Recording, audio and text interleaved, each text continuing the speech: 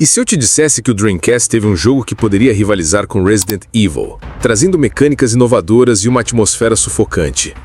Esse jogo existe, se chama Carrier, e hoje eu vou contar a você a história completa desse tesouro esquecido do terror.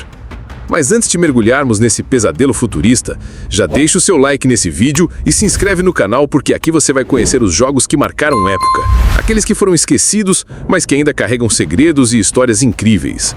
E não esquece de ativar o sininho para não perder nenhuma novidade, hein? Agora, prepare-se, porque a partir de agora vamos embarcar juntos na Pegasus, uma estação flutuante que esconde um dos maiores mistérios do Dreamcast, onde sobrevivência, paranoia e conspiração se misturam em um dos jogos mais intensos que você... Quando finalmente pisei na Pegasus pela primeira vez, a sensação foi estranha, quase sufocante.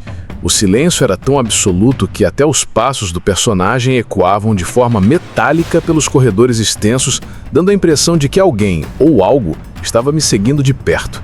O jogo tem um jeito peculiar de te prender.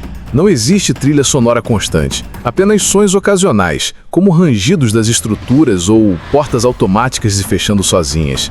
Eu me lembro da primeira vez que atravessei a área de carga, as luzes piscando, o ambiente mergulhado em sombras e o barulho distante de algo arrastando correntes.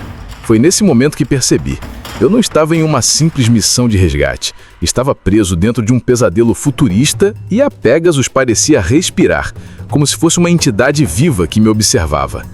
A cada sala que explorava, o clima ficava mais pesado e a sensação de que algo estava prestes a atacar era constante, mesmo quando nada acontecia. Era o jogo brincando com minha mente, construindo tensão no detalhe. Explorar Pegasus parecia uma missão simples até que encontrei o primeiro corpo. Um tripulante, largado no chão, com marcas profundas no peito, como se algo tivesse atravessado sua armadura. A câmera do jogo enquadra a cena de forma brutal, e naquele instante eu soube que estava prestes a encarar algo muito além de um simples abandono. Continuei andando pelos corredores e logo percebi que o ambiente começava a mudar. Portas emperradas, painéis elétricos soltos e rastros de sangue que se estendiam pelo chão metálico. O primeiro contato com as criaturas foi inesquecível. Quando aquela coisa saiu rastejando de dentro de uma tubulação, meu coração disparou. Era uma mistura grotesca de carne humana e deformações com movimentos desengonçados, mas rápidos o suficiente para me forçar a gastar quase toda a munição inicial. O jogo não perdoa. Errar tiros significa ficar vulnerável, e naquela hora percebi que cada bala seria preciosa.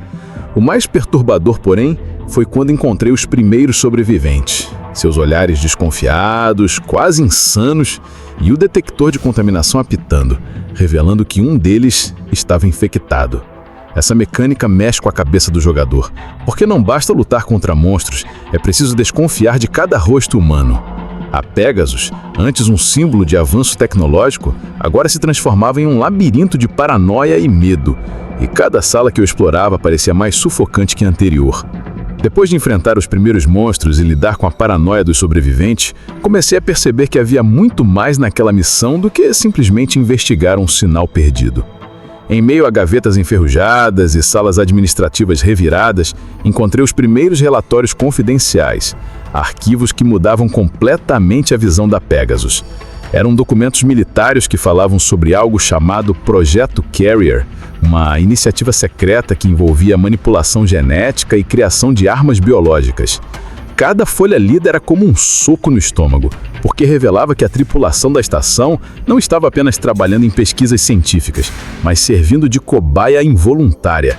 A conspiração se tornava mais clara quando acessei computadores ainda em funcionamento, que exibiam mensagens interceptadas e ordens de silêncio absoluto vindas do alto comando. A Pegasus não havia perdido contato por acaso. Ela tinha sido propositalmente isolada, como se fosse um experimento em quarentena. Enquanto o personagem caminhava por corredores mais profundos, com sirenes ocasionais piscando em vermelho, a sensação de que tudo estava prestes a colapsar era real. A cada relatório descoberto, a paranoia crescia. Quem mandou a equipe de elite para lá já sabia o que estava acontecendo e talvez até quisessem apenas encobrir o que nunca deveria ser revelado? A Pegasus, com toda a sua grandiosidade, era mais que uma estação de pesquisa. Era o túmulo de uma conspiração que nunca deveria ter visto a luz do dia. A partir do momento em que a verdade começou a se desenhar diante de mim, a pressão aumentou de forma insuportável. Não era apenas o peso de carregar um segredo que poderia mudar o equilíbrio mundial, mas também o desespero de sobreviver em uma estação infestada de criaturas. A escassez de recursos se tornou meu maior inimigo.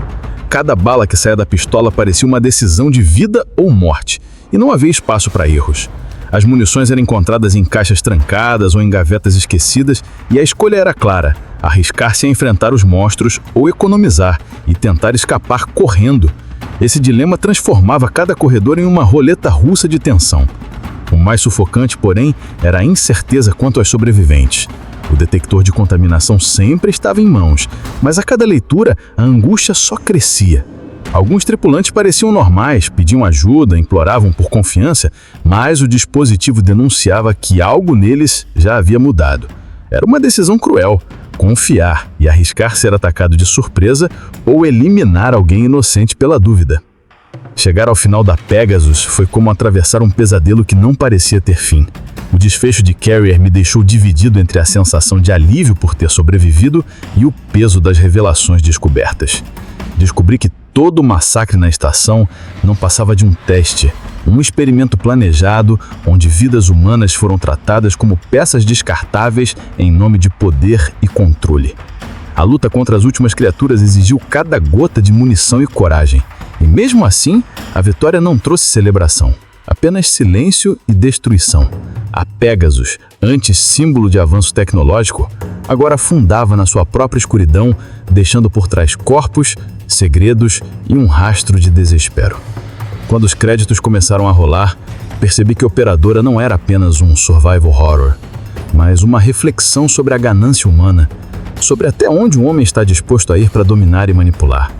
Esse jogo, apesar de esquecido pelo grande público, carrega uma essência única, que mistura paranoia, horror psicológico e crítica social em uma atmosfera sufocante.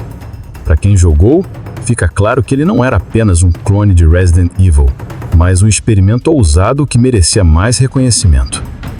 Revisitar Operadora hoje é redescobrir uma joia rara do Dreamcast, um título que, mesmo no esquecimento, deixou a sua marca como uma experiência perturbadora, intensa e impossível de apagar da memória.